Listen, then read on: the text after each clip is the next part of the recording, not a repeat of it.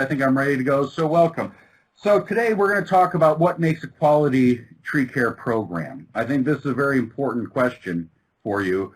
A brief background on Ohio's urban forestry. I know many of our friends here have been seeing this for more than 40 years or 30 years or however you've been around, but we have friends visiting from out of state. So just a quick primer to that. Ohio has 6 regional urban foresters, of which Stephanie and I are 2. Stephanie handles the red region, number 4. I'm in region number 3, the green. Many of our urban foresters now are answering questions online with you and posting them from around the state. Let me try that. Nope, that's not going to work, so I got to go this way. We have 6 regional urban foresters, and this particular group of us pictured there, we've been around a long time. I'm not going to say we're old, but we're well aged. Combined, we have about 140 years of experience, just the 6 of us, in serving our communities in Northeast Ohio. Ohio has had this program for 41 years, where we've worked with communities, as Stephanie said in my introduction.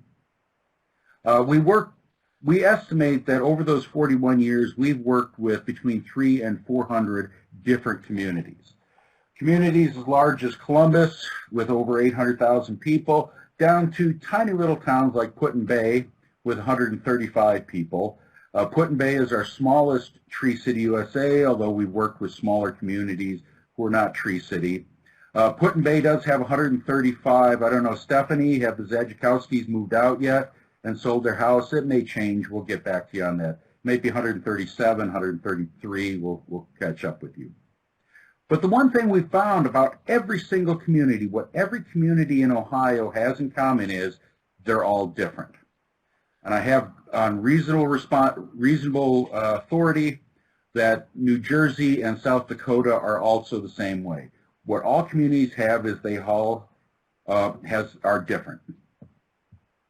Okay.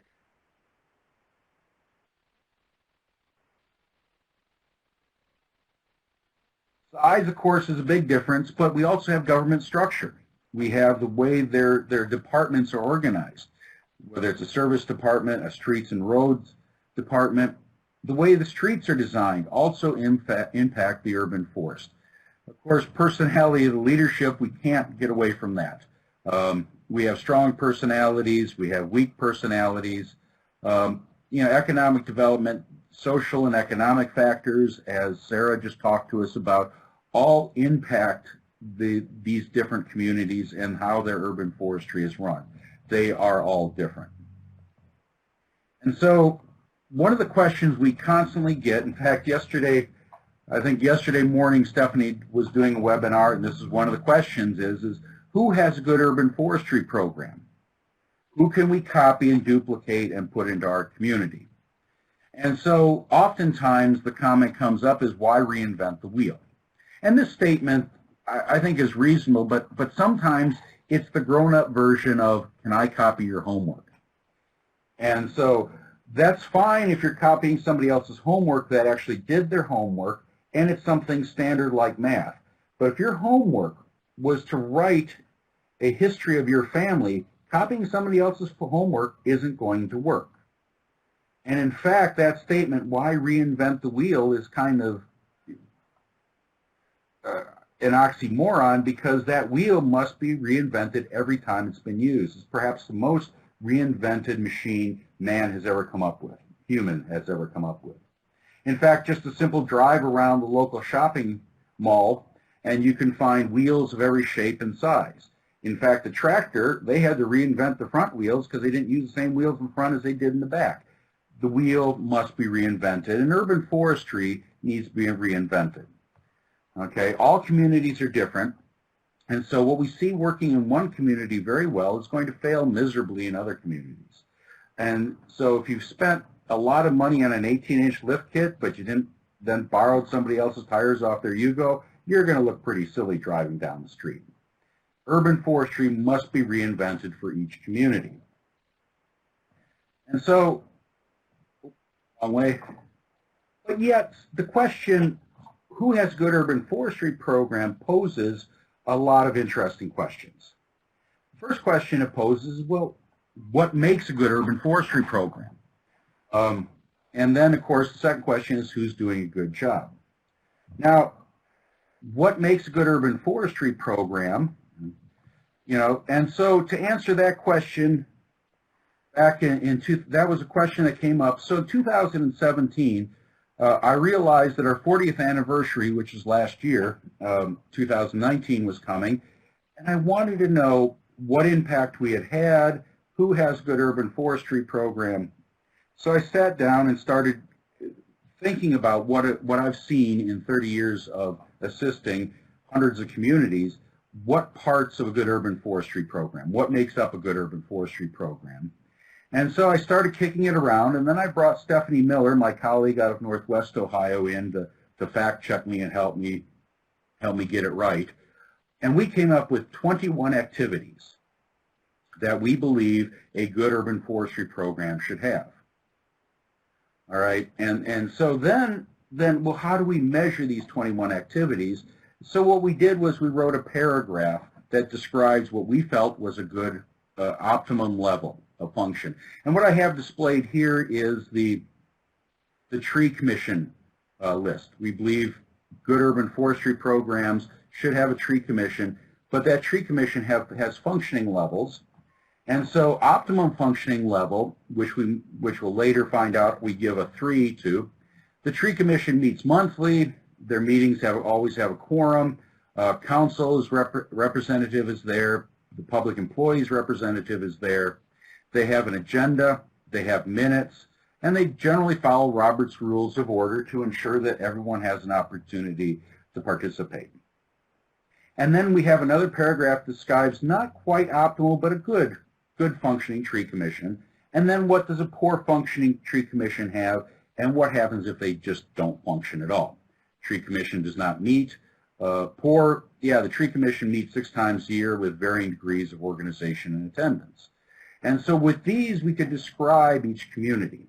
And we did this for each one of the 21 functioning levels, or our activities.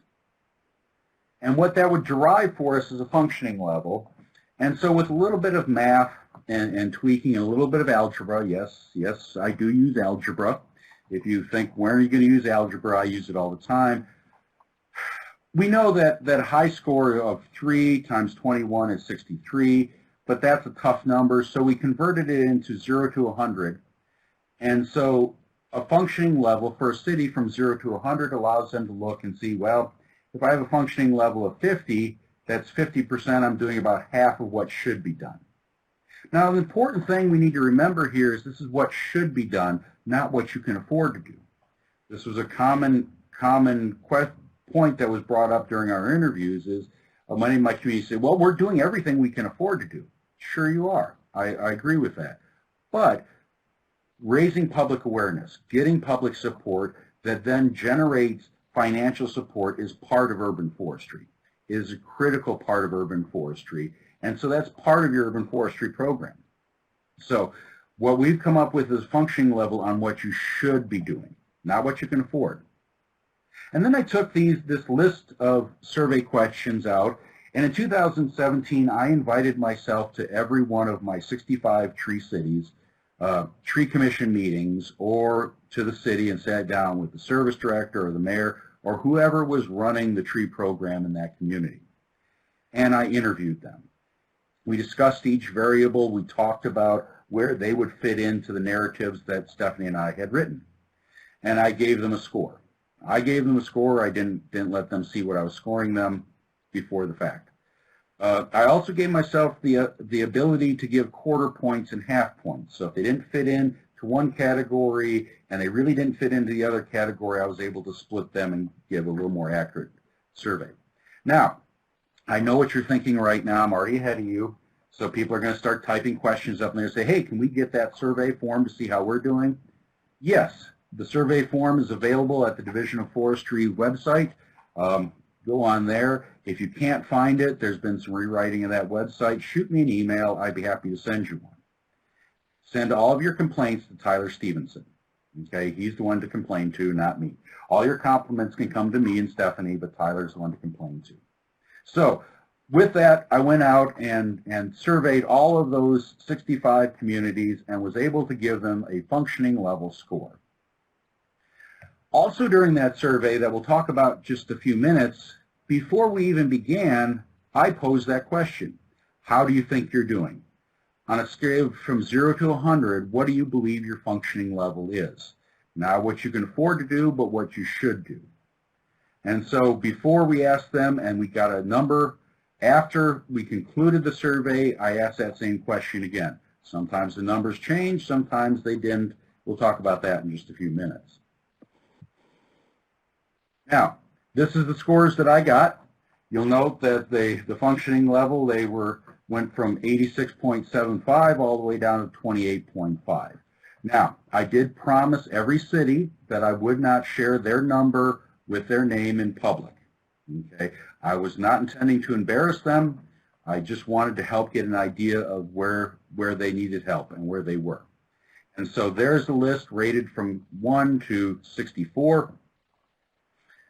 And with that, but of course, the city of Hudson and the city of Aurora, everybody wants to know who won. It's not a competition, honest. But if it was, city of Hudson edged out city of Aurora by half a point. In fact, they're tied for the high scores. Both had great programs in 2017, and I asked both of them if I could use their numbers and their names in slide presentations. They said yes, gave me written permission, and said, oh, by the way, here's our logo, make sure you share that too. And who wouldn't want to brag with those scores? But you can see they're right up here. Let me get my arrow out. You can see them. Oh, there's my arrow, way over here. You can see right up here, they're in a virtual tie, and then we have the next pack about 7 or 8 points behind, a pack of 4 who are doing very well and rounded out our top scores. So with that survey, what I found is that my communities were averaging right around a functioning level of 50.5, or about half of what they should be doing, peaking out there between 50 and 60. And so with this, I'm going to get rid of this arrow because it's bothering me. Do this. Yep, there we go. In 2019 and 18 and 19, Stephanie Miller continued and took the same survey and the same process and took it to Region 4 and surveyed her Tree City USAs. And now in my regular PowerPoint, you would see when we combine the data that we're going to share from here on out, we're talking about 114 communities in northern Ohio received the same survey, and the results we're going to discuss are for those 114 communities in northern Ohio, Region 4 and 3 there, red and green. Now, each of the communities received a report from me and Stephanie, and the report showed them how they scored in total, how they fared with other scores in their area, and how they did on each one of their individual scores and where they stood with all the other communities in that region. This was extremely helpful to me and to Stephanie because it allowed us to better assist each one of these communities. We could look at their scores, we could see what they were doing well and see what they weren't doing very well, and now we're much better able to assist them in ways they need. Because again, every community is different. And to go in and say, you need the same thing that your neighbors did, that doesn't help them at all. And so we can invent the wheel that fits for their community. And so it's been an invaluable exercise. I recommend everyone try this with their community. Now, I do have to stop here and point out, this is my wife, Ann, who Stephanie says makes the best apple pies. There she is with my son and daughter-in-law in the mountains of Virginia, and with my daughter and my oldest granddaughter there on the beach at Lake Erie. She is very intelligent. She is really sharp. And so early on in the process, I was getting very excited because I had data, and I thought there's some things we could pull out of it. And my wife looked at me and said, she said, what is your survey questions based on? Actually, to be perfectly honest, that wasn't how she phrased it. She said, did you just make these questions up like you usually do? Is there any basis in reality? But really, that's what she was asking. In fact, what she was asking is, if the community scores high on your survey, does it mean they have a good urban forest? And I thought about that, and I thought, and I thought, and I thought. Pooh and Piglet and I sat and thought about that, and damn, she's right. She's right. Because really what we want to know is this a good urban forest? Have we been able to generate a good urban forest through these processes and programs?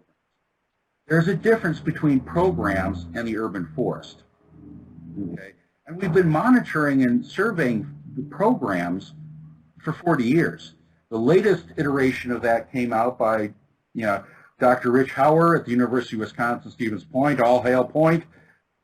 I heard Sue and Heather join me on that one. Anyway, we've been surveying programs, but yet we've never asked the question, do these activities really generate a good urban forest? Because it's the urban forest we want. It's the urban foresters that gives us those socio and economic benefits that we need. And so that was a great question. So I thought about it for a while, and I said, well, I would love to be able to do the research that Dr. Kathleen Wolf at the University of Washington does on her social psychology and how people respond to it, but I'm just not that smart. So I thought, and I said, well, the interim says canopy. Canopy would be a good way of measuring the quality of the urban forest. Okay. Anyway, good. And so I thought about using the canopy cover assessments that places like Cuyahoga County have been doing, but actually that surveys private property as well as public property. And with city urban forestry programs, we're talking about publicly owned trees. And so with canopy, we needed to look at publicly owned trees, so I developed a process to look at the canopy cover expressed by publicly owned trees, assuming that a better program would have higher percentage of canopy. I also thought stocking percentage might be useful. I believe that if you have a better program, you'll have a higher stocking percentage. Now, real quickly, a stocking percentage is the number of trees that are on a street compared to the number of planting sites. So on this little short section of street, if you have room for 10 trees, but there's only 6 growing there, you're at 60% stocked, and you have room for 40% more. So stocking might be useful. And then I thought size. If a community has a good urban forestry program, the size of the trees should be larger. Now, after looking at this isn't a linear curve. There's a point at which too many large trees indicate something different, but we won't talk about that today. That's for another talk. And so we went back in and looked at these, and we picked out, randomly selected 24 of those 114 communities, about 25% of the communities that were involved with the survey. And we went in and randomly selected half-mile samples. And we wanted to sample at least 5% of the community's street miles. And so for small communities, 5% of their street miles would be 1 half-mile segment. But we didn't feel that was enough sample, so we said a minimum of 5 samples. But if the city needed more than 5 samples to get to 5%, we went up to 20 or 30 samples.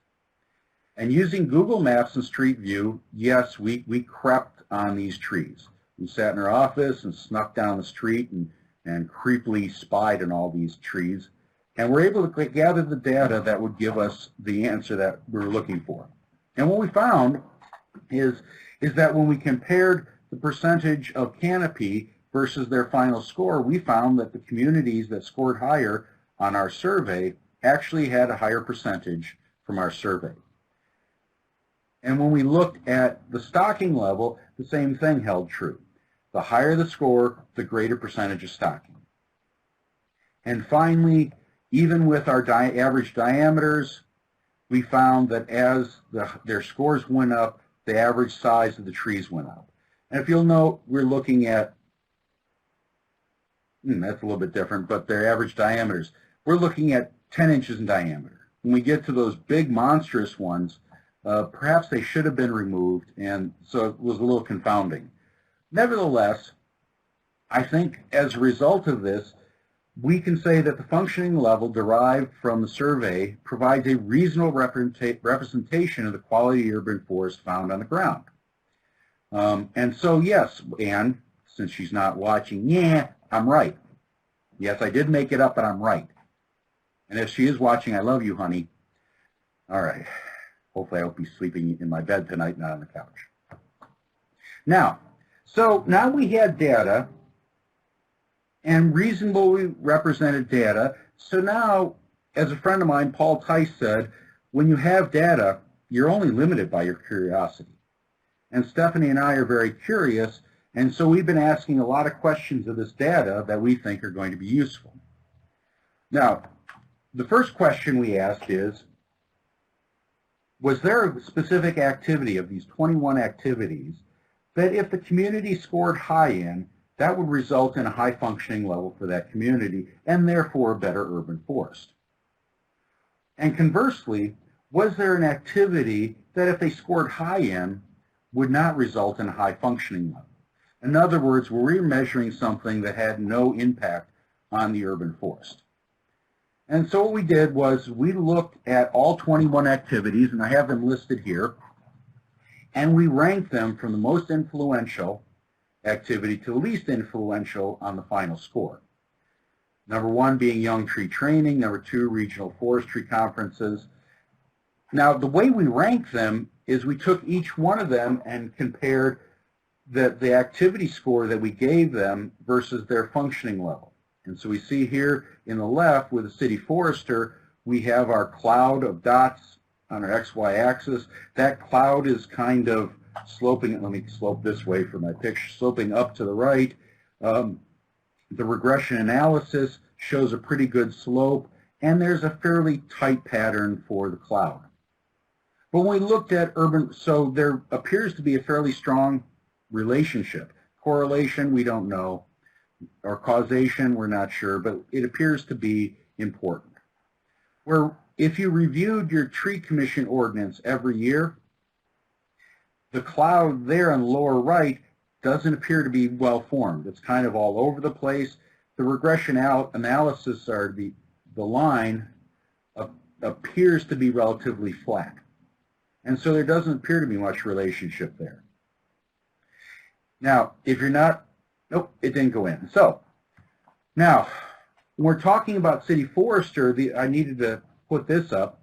When we're talking about city forester, we're talking about an optimum score for your city forester will be someone with a Bachelor of Science degree in forestry or urban forestry.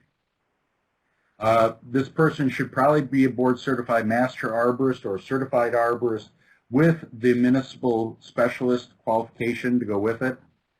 And what's really important is that they need to spend all of their time on urban forestry. What we saw in 2008 with the Great Recession, we saw many very qualified urban foresters who've done a great job have things added to their job description. Suddenly they were not just the urban forester, they were the dog catcher. They weren't just the urban forester, then they became in charge of sanitation and snow plowing. And so with other things added to their plate, they didn't have time to do urban forestry, so they didn't qualify as high. When we talked about strategic planning, we're talking about a community that has a long-term plan.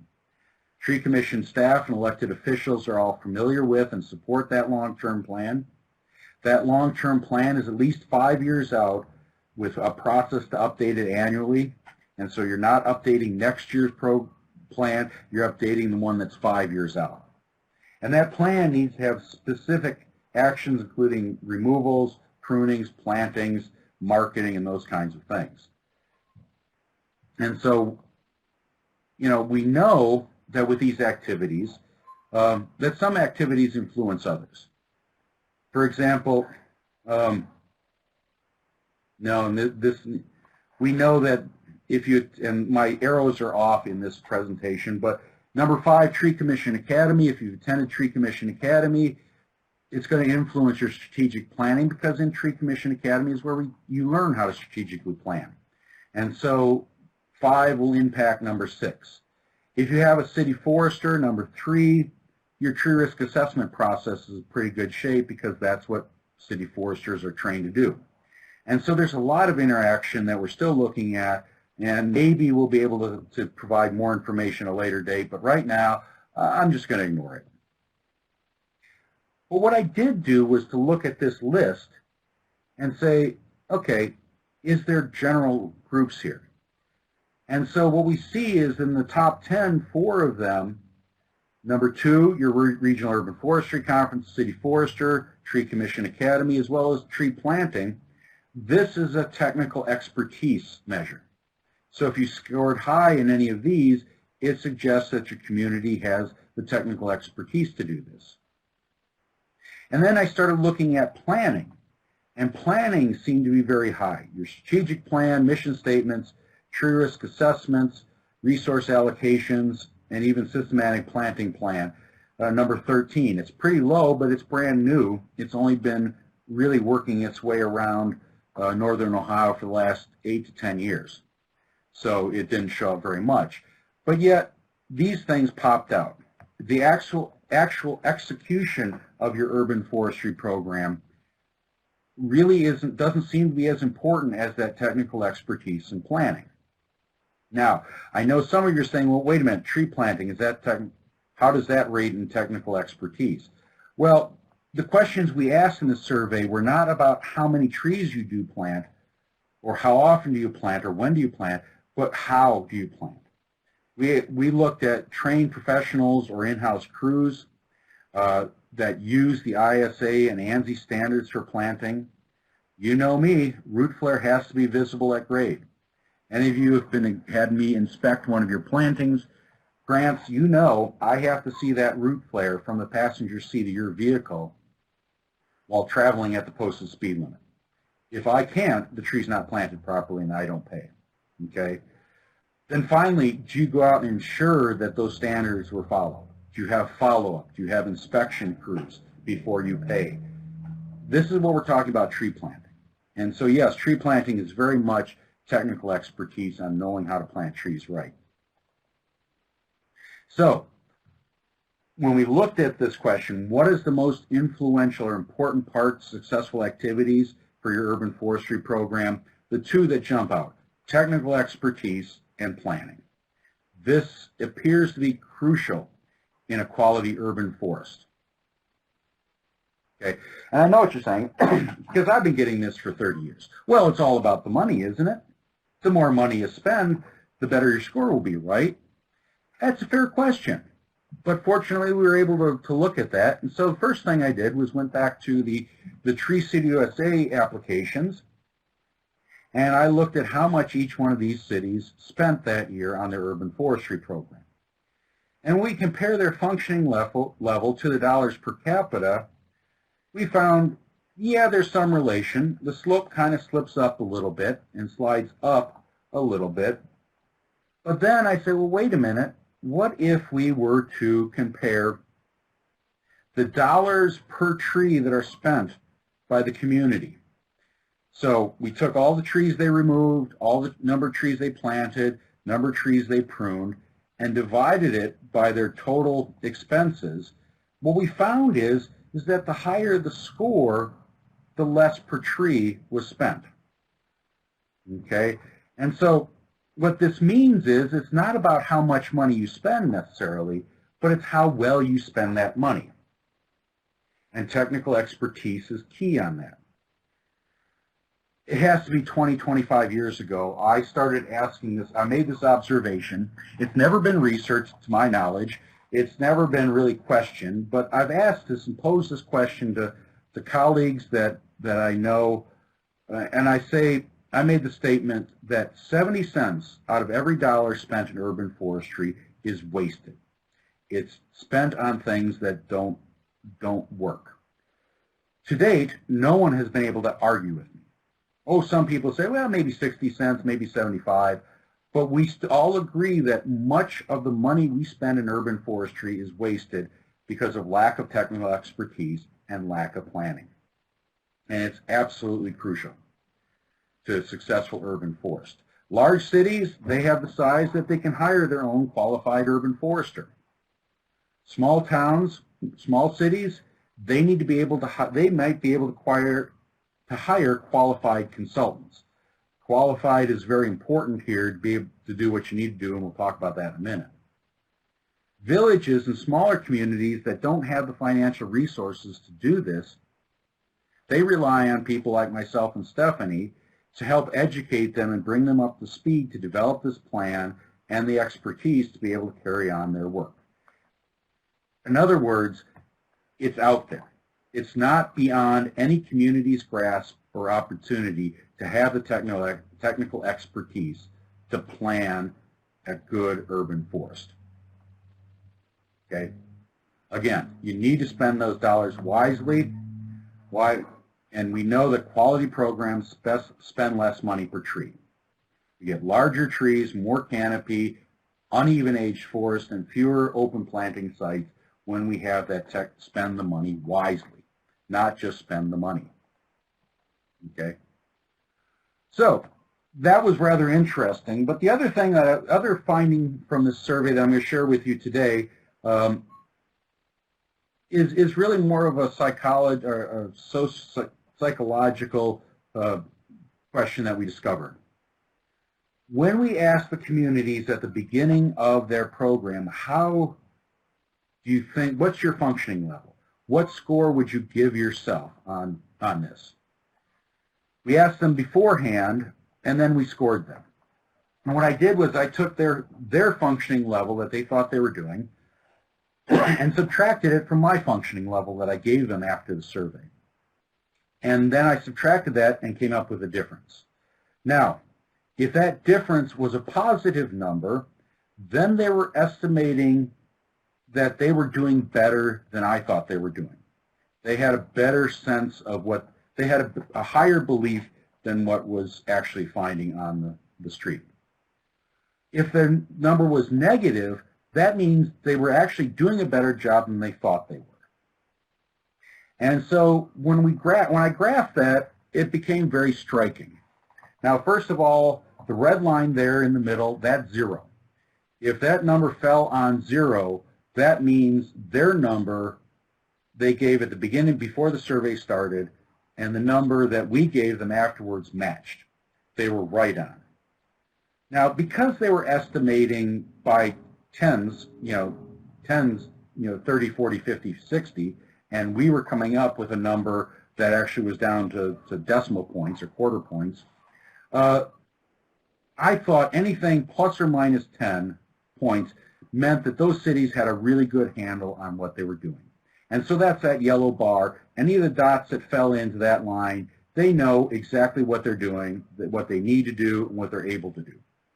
Okay, so there we see Aurora and Hudson way over there on the right-hand side. They're just a little bit low, but they pretty much know where they're at.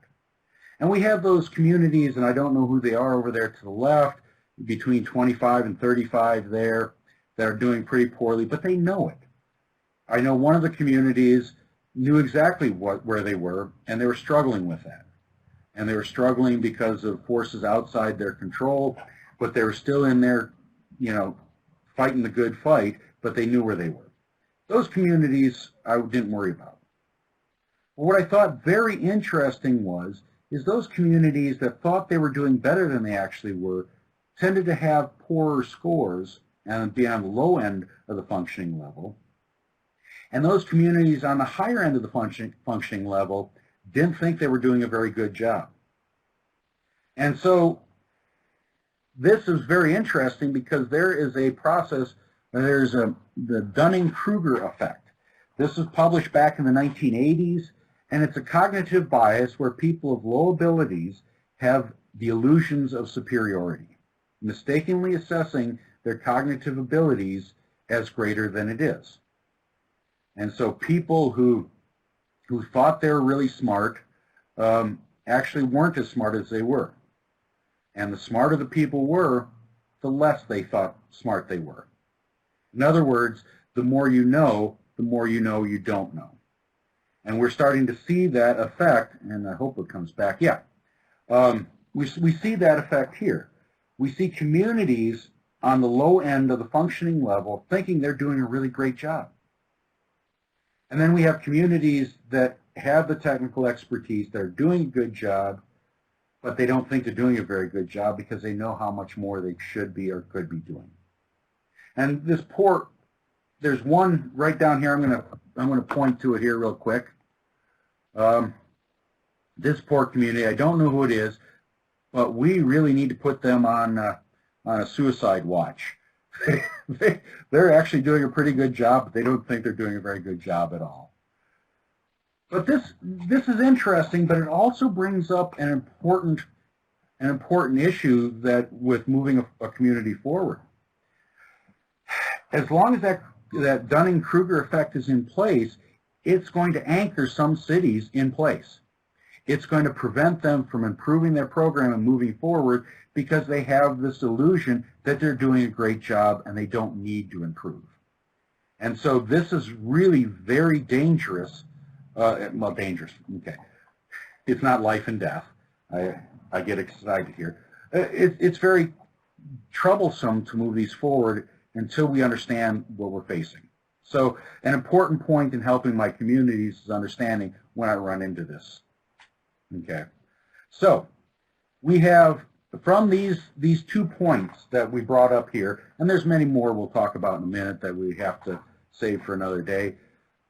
We have 3 recommendations that we would like to offer to our communities on improving their urban forest.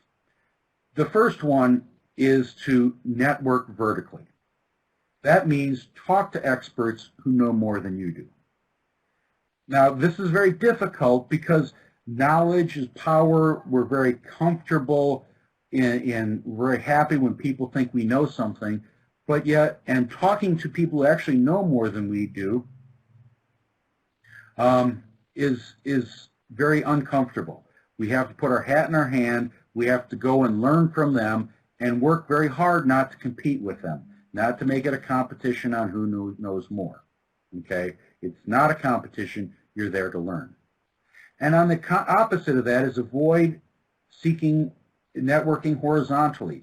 In other words, talking to people who already know what you know. It's very comfortable. It's very easy to go into a group of people who know more than you, who know what you know, because it reaffirms your knowledge that this is it. But there's always people out there who know more.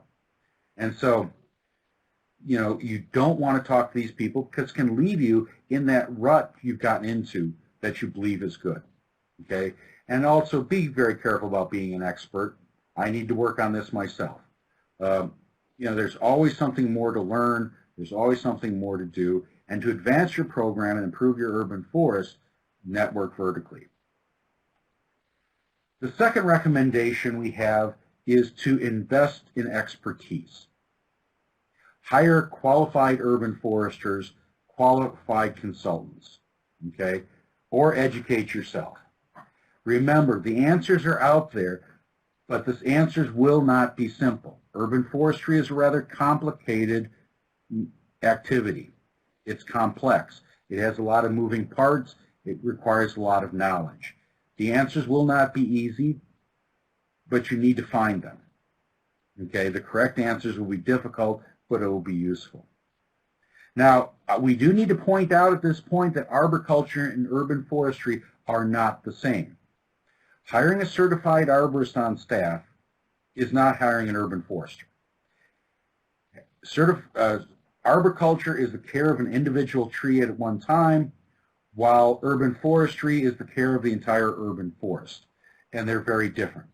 And so while Sarah had a great part of her program where she talked about educating the people who live in that community to care for the trees and the jobs in urban forestry, these are actually, she was talking about jobs in arboriculture as we define it here in Ohio.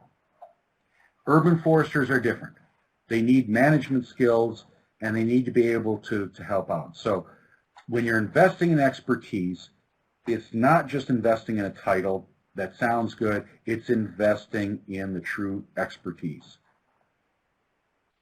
And finally, our third recommendation is plan, plan, plan. It costs very little to plan, but is absolutely crucial. You need your annual work plan. Where are you going to remove trees next year? Where are you going to prune trees next year? Where are you going to plant trees next year? What marketing avenues are you going to take? What messages are you going to be giving to that public, so that they support you and your work? What are your tree commission meetings? There's no reason why you should not have a tree commission meeting agenda typed up for every month of the year ahead of time. This is very systematic, routine. You can add things or delete things as you go. There's no reason for not having an agenda at a tree commission meeting. Okay, and next year's plan needs to be duplicated for 5 years out so that you can build spatial diversity, so that you can work in different parts of town and make sure everything's gotten done. Your risk assessment process has to be there. How often do you look at these trees? And it's not going to be the same for every tree. The trees you planted 5 years ago, risk assessment you maybe need to look at in 10 years. Those big old ones in the old part of town, you need to be looking at those every year. Okay? Do you have that written down? How are you going to go about that? Master planting design. You need a master planting design. Yes, I know that's an absolute, but after 30 years of working in urban forestry with hundreds of cities, I do not know how you expect to develop a diverse urban forest with species diversity, with age diversity, with spatial diversity that won't blow up in your face in 20 years, where every tree dies because of an invasive species, where every tree dies because they age out at the same time. You know, the only way to do that is to plan ahead of time, and that's a master planting design. And then resource allocations. This is crucial. If you joined us last summer down at the state fairgrounds, we gave you one of these planning drink glasses. You should have broken these out when you were doing your budget last year. And so when you start filling this glass up with your favorite beverage, the first thing you hit is planning. If you can't do planning, if you don't have enough money or enough beverage to do planning, you're done. But you still can plan. Then you remove.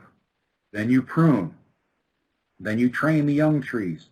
Then you water the newly planted trees and up. And if you don't have enough liquid to fund any of those, you have no liquid to fund planting.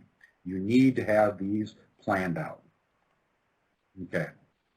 Now, there are more questions from this survey that we need to ask. How does community size affect the urban forestry program? How does the education affect the urban forestry program? We don't know that. We're hoping to tease some of these things out in the future. How does your state and federal assistance impact your urban forest? We have some very interesting data on grants that I'm not ready to share, and I don't have time to share because we're running short on time, but that's going to be very interesting. So stay tuned. Hopefully we'll be able to share that information later. What we do see from this is the needs that we think need to happen. And one of the things we need is grants for expertise. We need grant funding so that communities can hire a qualified forester or consultant or staff, because we know that it's a better use of taxpayer dollar and improves work and can be used to improve workforce diversity. There's no reason for it shouldn't. Okay, and these are qualified consultants and urban foresters, not necessarily more arborists, although that's useful, but these are where we need grants. And finally, what we really know from this is we need better research. We know that this is a survey. At best, interview is probably a better description for it. It's pretty sloppy. We need someone to take on this research and look at it more systematically in order to give us better data. I do want to thank those communities who patiently played along with us over the past couple of years. You know who you are. You remember me sitting there. This survey took almost an hour of going through, and it really brought up and kind of made some kind of embarrassing points. We aired some dirty laundry. It wasn't necessarily fun for everybody, but thank you. Thank you so much for sharing and participating. The information you've provided for us is going to help out communities across the country. I also want to thank some people who are helping and helped us. Dr. Ben Dolan from the University of Findlay, Alex Miller from Purdue for data management, and Megan Gardner, Grinnell, is that pronouncing that? Grinnell College for data entry. I need to thank my friend Stephanie Miller for everything she's done, for letting me bounce us off I also want to thank my wife for, sticking around and keeping me straight. Finally, I want to thank all of you for patiently sitting here for the last hour, letting me prattle on here and staring at your computer. Thank you for your time. So, is there any questions? I'd be happy to answer them or make something up. And for those of you who know Alan, he is good at making stuff up. Yeah. All right, can you hear me okay? Yeah. I can hear you, Steph. Right. Great. Well, we have some questions. If you got more, go ahead and type them in.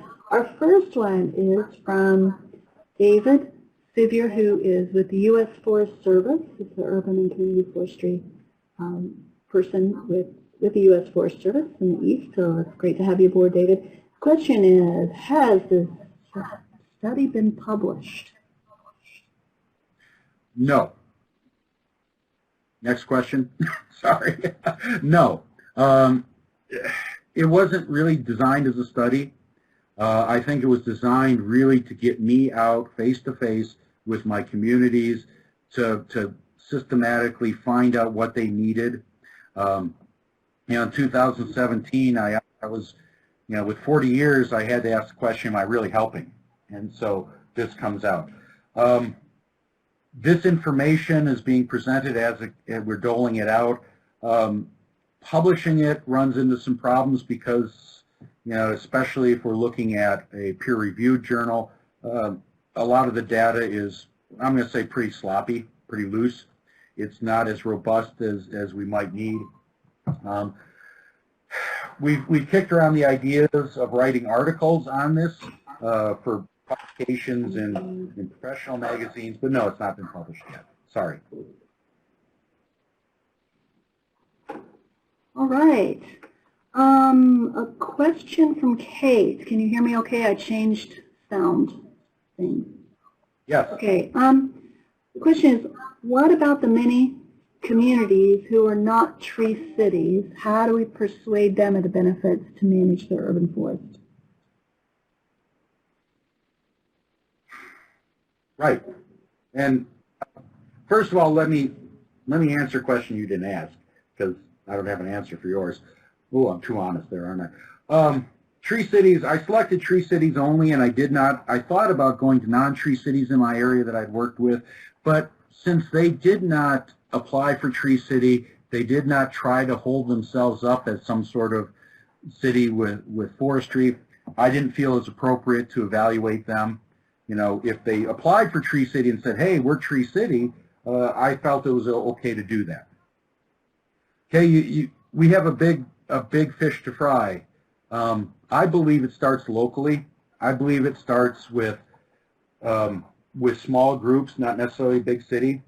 When we start looking regionally, it becomes very difficult. As I said, every community is different. What works in one community, what works in Strongsville, is not necessarily going to work in Brooklyn. And so to find out what resonates in each community, you need to start by finding out what resonates in each neighborhood, what's important to them. And I will share, I want to add a little bit to what Sarah talked about earlier today.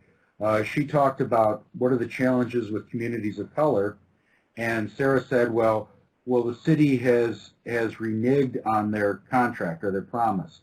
They've let the ball fall on maintenance of these trees, and so these communities don't trust them.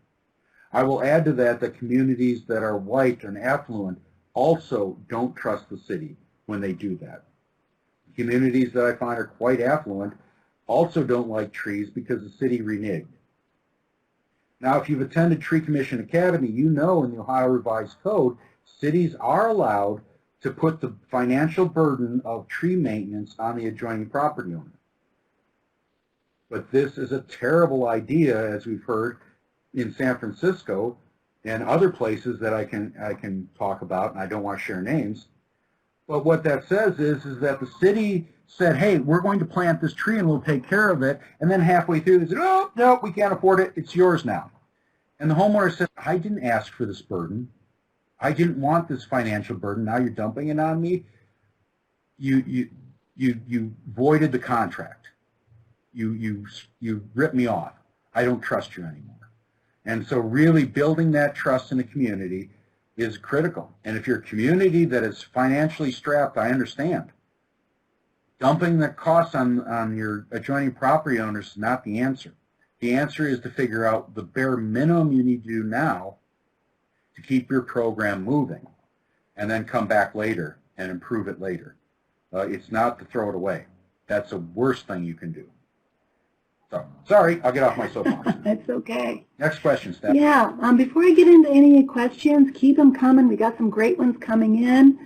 I just want to remind everybody that next Wednesday, September 30th at 9 o'clock, we have a special post-conference coffee clutch, a little chat for anyone who wants to join us and participate in a casual conversation about what you learned or what to know more about, and to give us more feedback about the conference series. Also, there'll be a link in the evaluation email that'll be coming out to you today. And speaking of the evaluation, thank you everybody for your feedback through this series. We really, really appreciate it. And it's important to us. So please, please, please, when you get the evaluation, fill it out. If you've already done one, you only have a few questions to answer. If it's your first time, please fill out the rest of it.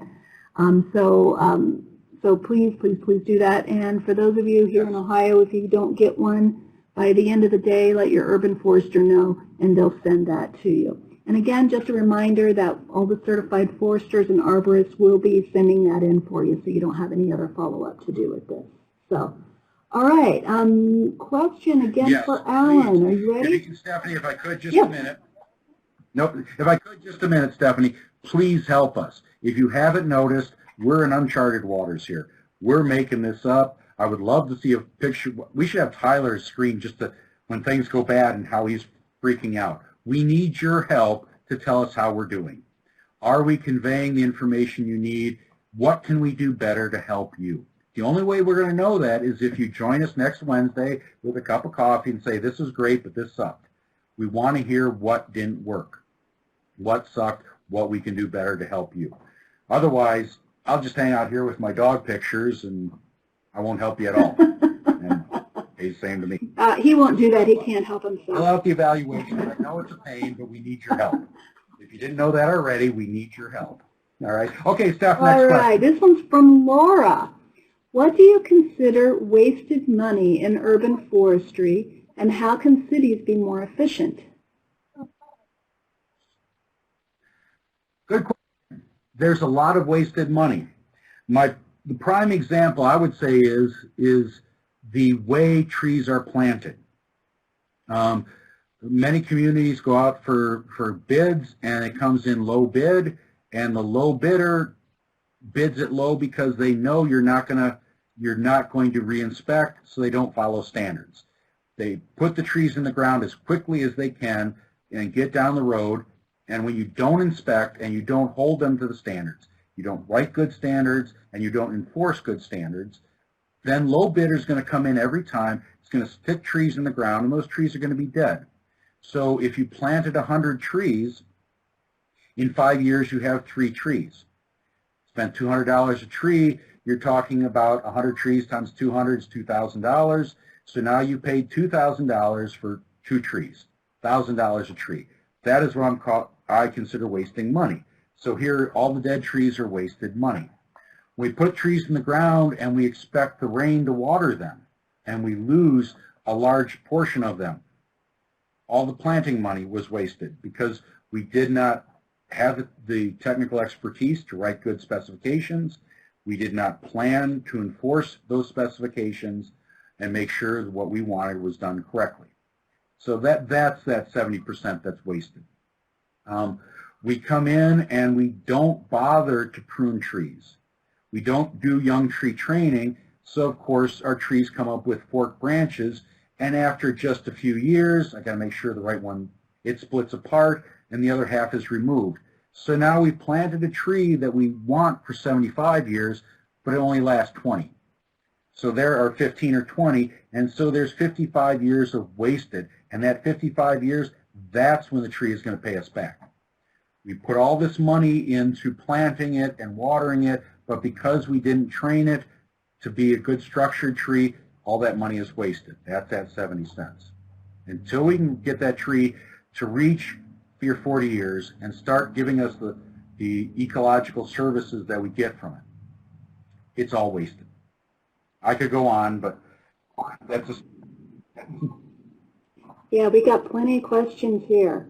All right, we have a question from Franklin, and I put the screen back to the glass here. He wants you to explain the glass again and the priorities. Okay. With an urban forestry priority system, what is the most important work that you should fund first, and what's the least important? Now, if you come to Tree Commission Academy and make it to your senior year, you will see my world-famous beer pitcher analogy of this. But if you only have a little bit of money in this case equates to a beverage. I like beer, but what can I say? If you only have a little bit of beer and you pour it into that glass, you hit the planning first. And that's all you can do that year until you get more money. Then you drink that down, and the next year you get a little bit bigger pitcher, so you just continue your planning, but then you get to your removals as it goes up. If you'll, and so on. So removal of and hazard tree work is your next most important activity. Pruning your existing trees so that you extend their life is the next most important. Training the trees you planted in the last 10 years. You know, doing young tree training, it's a type of pruning. That's the next most important. Watering trees is next most important. And so, and on up. And it requires disciplined investment of your resources to have a good urban forestry program. The most important at this one is at the bottom, the least important is at the top. However, and so if you don't have money to do your removals, if you don't have money to plan or prune, you certainly don't have money to plant trees. You have no business planting trees if you haven't taken care of the ones you already have. Unfortunately, that list is also politically unpopular. The most politically popular thing to do is to plant. The least politically popular thing to do is to remove. And so that's part of that marketing, is to convince your administration, your community, that this all needs to be done as part of your planning. I hope that answered your question. If not, join us at Tree Commission Academy. All questions will be answered at TCA, including why the logo is upside down. We heard you say that you're not a fan of tree planting grants. Can you explain that? Oh my goodness. Yes. No. Maybe. I can get fired. I don't like tree. Well, again, if you look at this, a tree planting grant funds the least important thing on the urban forestry list. And so when grants are given, many of the communities see grants as, this is what I should do. If they don't have the technical expertise and they don't do planning, what they do is they do what money is available for, and so they plant. And so many communities I work with have all sorts of other needs besides planting. They have dead trees on their streets, they have trees that need to be pruned. And so imagine, if you will, I'm going to go here, for my friends who know this story, I'm going to go here. Imagine if you have that really nice lady in town, heart of gold, elderly lady, and she just loves cats, just heart of gold. And so she adopts every cat in the neighborhood. And she has lots of them. But she doesn't have much resources. She's on a fixed income, she's retired, and so she doesn't have the money for cat litter or for food. And so after years, the zoning inspector goes in and finds that in this house is full of fecal matter. It's full of, there's some dead cats that she couldn't get to. There are lots of sickly cats, lots of kittens running around. How would you go about helping her? Well, you know, do you go in and look at it and then, I just timed out here. There we go. Am I frozen? Can you hear me, Steph? Nope. Okay. Hello? You're good. Hear me? Okay, good. Would you go in and give her more kittens? Wouldn't it be better to go in with an expert, an animal control expert, to help collect the cats? Wouldn't it be better to bring in a veterinarian to examine the cats, and the ones that are sick but can be cured, treat those, and the ones that can't be cured, humanely euthanize them? And then wouldn't it be better to spade and neuter all the cats she has so the problem doesn't keep getting worse and more out of control? You would never dream of bringing her another box of kittens to take care of. But yeah, with tree planting, that's exactly what we're doing to these communities. And without the planning and expertise, the communities believe that these granting institutions know what they're talking about. And so if they're giving me money to plant, that's a good idea to plant.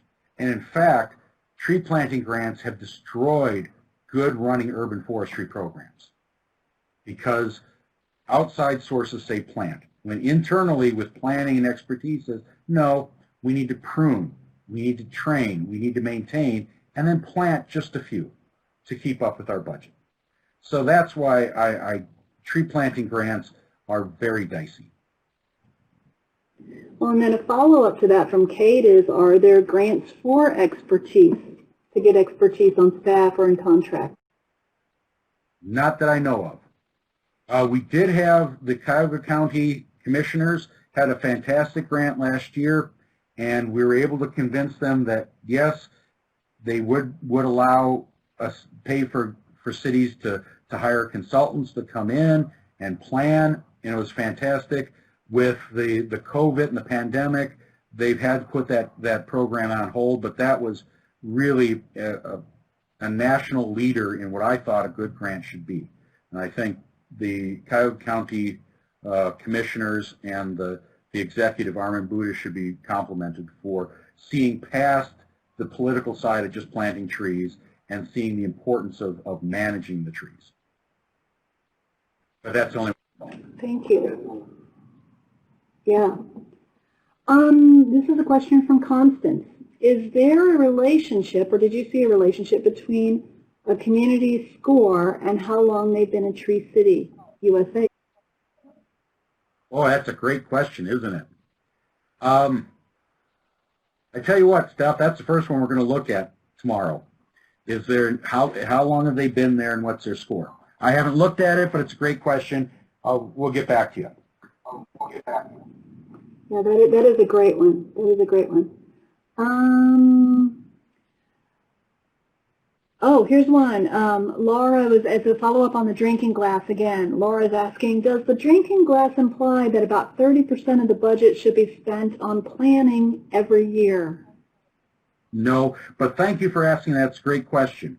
The reason why planning is so high is the printer who made the glasses only gave us a little portion to put the whole diagram in. I wanted it to go all the way to the bottom, but the technology didn't exist with the contractor I used to make the glasses. No, that whole thing should be across the whole glass.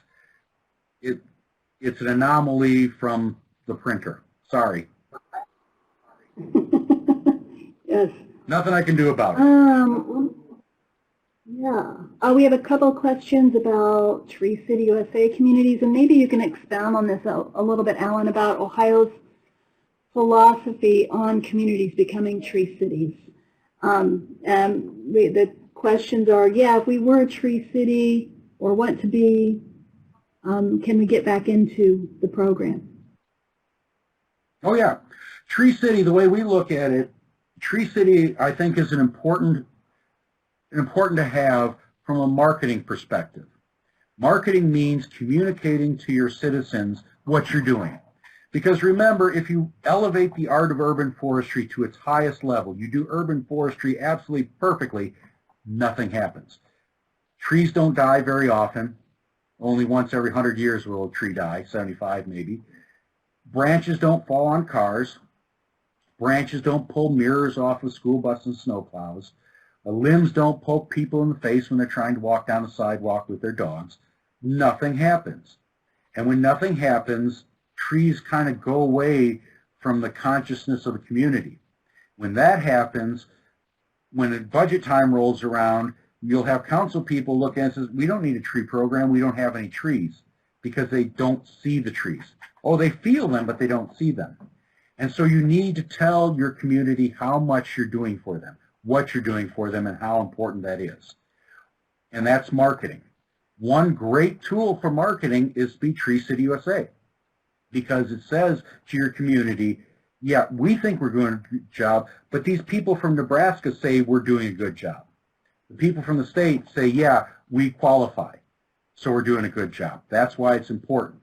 So now you've got outside validation for Tree City USA. Tree City USA is not an end goal, okay? It's just the beginning. Tree City USA is a marketing tool. It's an award that you should have to show your community how good a job you're doing, okay? And then use that tool to remind people the importance of trees. Going back to Kay's question, we need to change people's perception, and it won't change by itself. We have to remind them all the time. So Tree City is used for that. There are companies out there who would easily qualify for Tree City USA, but they don't see it in their marketing program. They aren't. Lyndhurst is one. Lyndhurst has a great program, but they just don't see the value in applying for Tree City USA. Okay, I still help them. We still work together quite a bit, and they have a nice program going. But they're not Tree City. And if you fell out, you're welcome to come back anytime. You have to reapply every year. You're always welcome here. Right?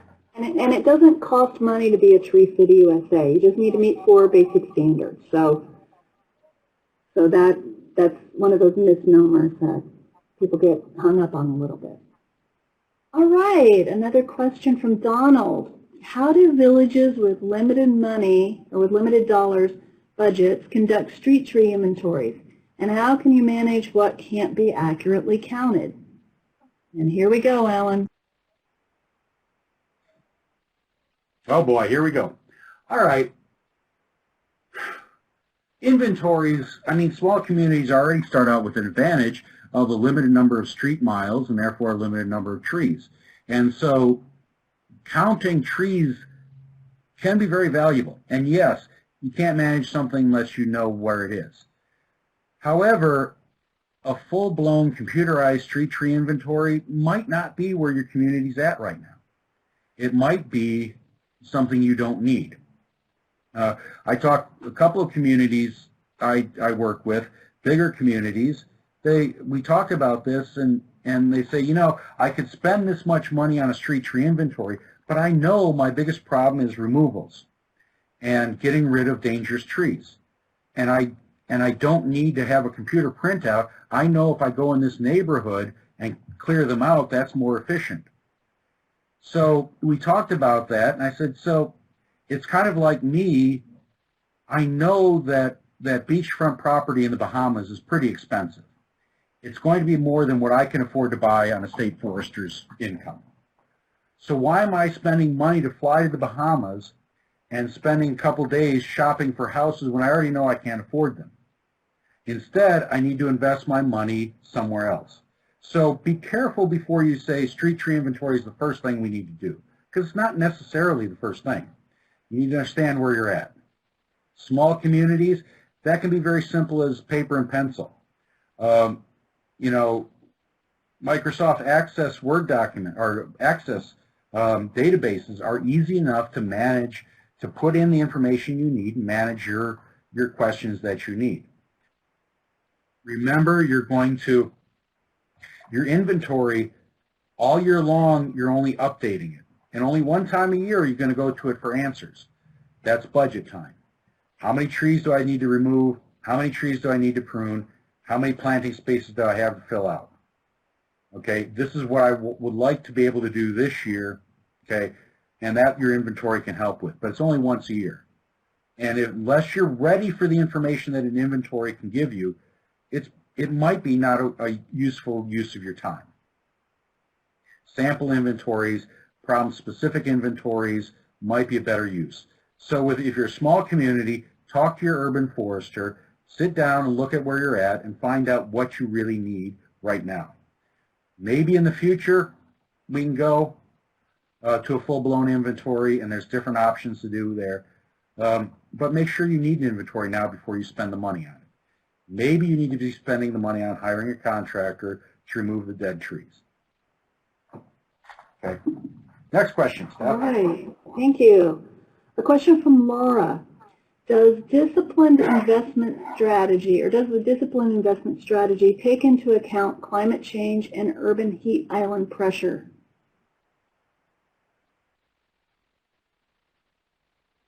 Yes, but not directly. Okay, the disciplined investment, we're looking at making sure the trees we have are going to be healthy and taken care of. This is a tree.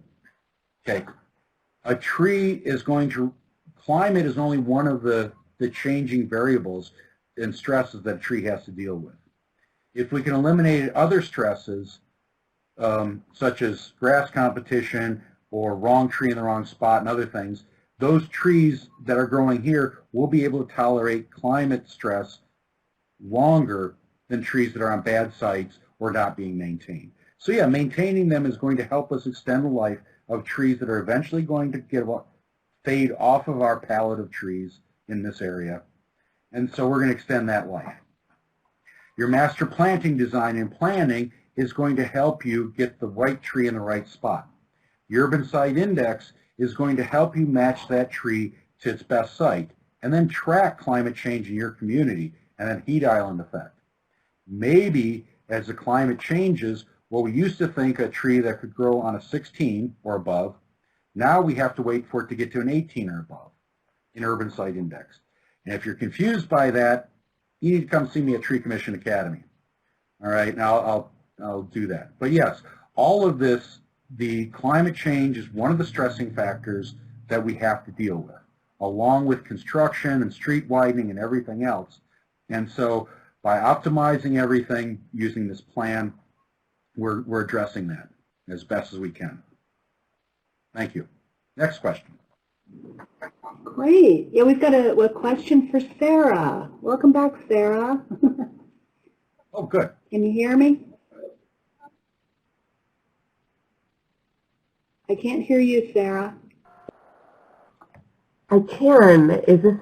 There we go. Awesome. Excellent. Here we go. We have a couple related to trees on private versus public lands.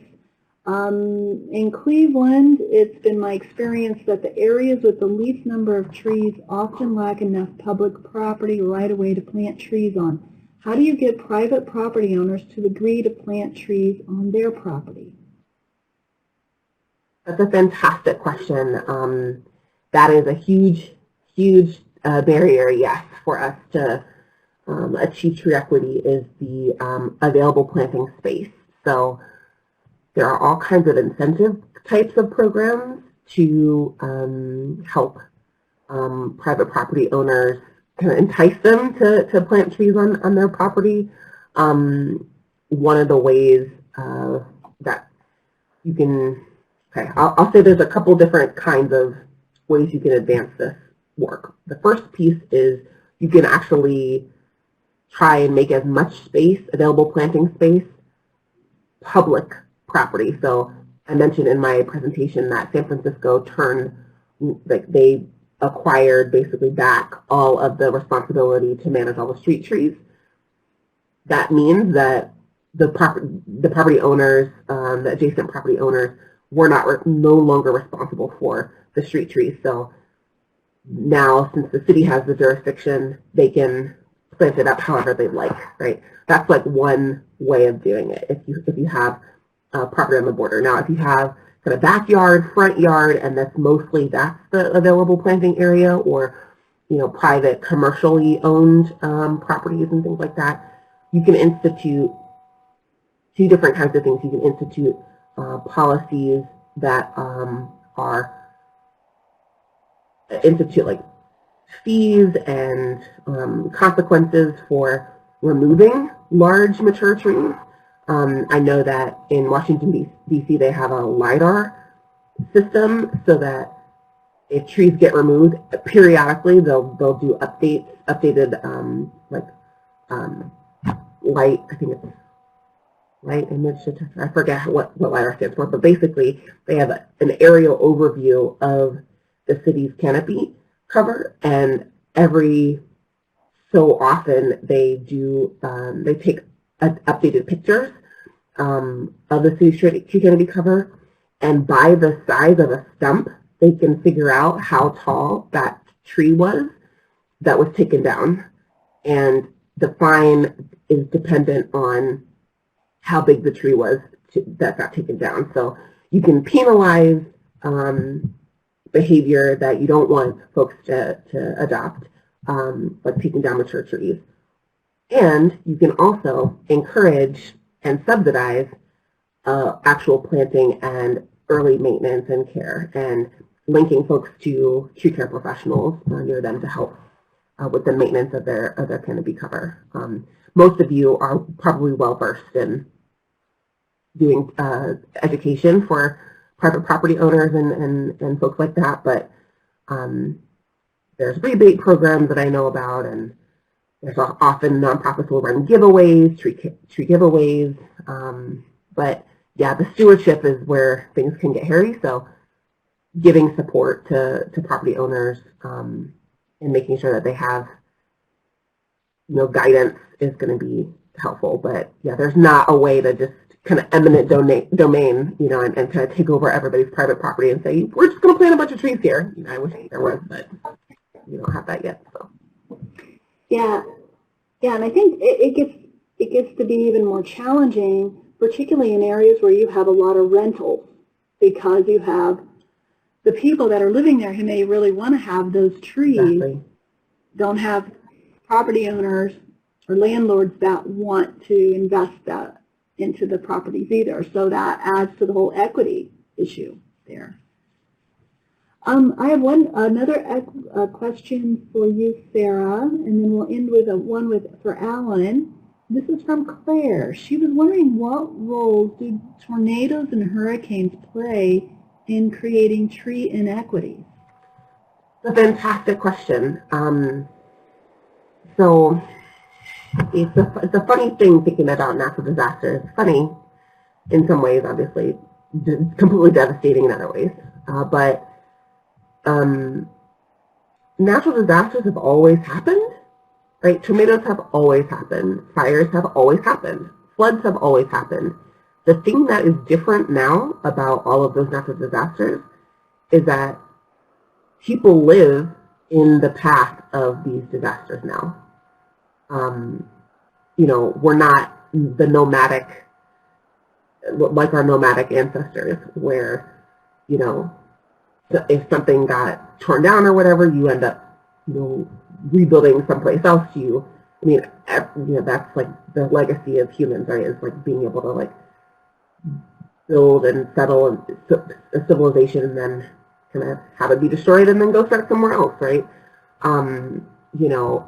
This idea of us having like permanent civilizations or permanent settlements in places, this is super new. This is like not a thing that it even existed really like before, however many thousands of years ago, before the agrarian revolution, right? So the way that I think about natural disasters is I think of them as being normal and being expected, and I think how they contribute to tree inequity largely follows redevelopment patterns. So, you can look at what happened after Hurricane Katrina in New Orleans and see that some areas are still struggling because they haven't received investment to redevelop after that huge flood, right? So basically disasters do what a lot of things do, which is they exacerbate current inequities as they stand. So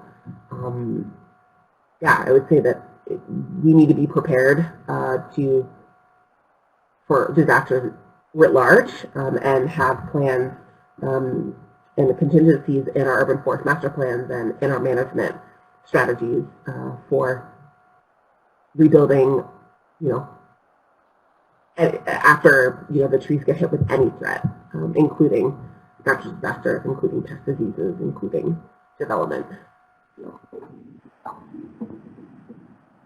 Wonderful. Thank you, Sarah. All right, and Alan, we have one last question for you to wrap up the day. Is there any basis to plant? Yeah. Is there any basis to plant non-native trees? Ooh. Oh, sure. First thing, yeah, before everybody moans, go, let's make sure that we understand that non-native and invasive are not synonyms. They're not the same thing. So when I say non-native, I'm saying invasive. Okay? They're things. Certainly, we need to avoid at all costs planting invasive plants like the pear. I think that's our prototypical one we have now, our poster child. But there's a lot of non-native trees that have been around for centuries in North America and have been used as urban trees and have not posed any change into the environment. Norway maples, or not Norway maples, Norway spruce, you know, London planes, those types of things, they're very valuable. With that being said, the second thing is that there's no such thing as a native tree to an urban environment. All of the microclimate or the micropixel factors, as Dr. Kim Coder calls it, it's a micropixel. Trees don't move, and so you're talking about just 100 square feet or more of a specific environment. Those conditions that made a tree thrive as a native tree, the soils, the rainfall, the temperatures, everything else from that microclimate, micropixel of a forest, that's completely gone. We've eradicated that. We've destroyed the soils. We've thrown blacktop and asphalt down. We've changed that environment so dramatically, there's no such thing as a native tree. Okay. We've also brought other species in that keeping a forest or environment pure at some point that we determined, that takes a lot of gardening, takes a lot of weeding and removing what you don't want. So yes, we changed the environment so dramatically in our urban forests, especially street trees, that some native trees do fine. Red maples in the right spot do very well. We can plant a lot of native trees, but we can't get the diversity that we need and we want to stabilize against these outside forces by just using the few natives we have and not incorporating non-native, non-invasive plants. It's interesting to note that 10-20-30 rule we all talk about and strive for, native ecosystems don't meet it. There's no native ecosystem in North America that has diversity that matches that 10-20-30 rule.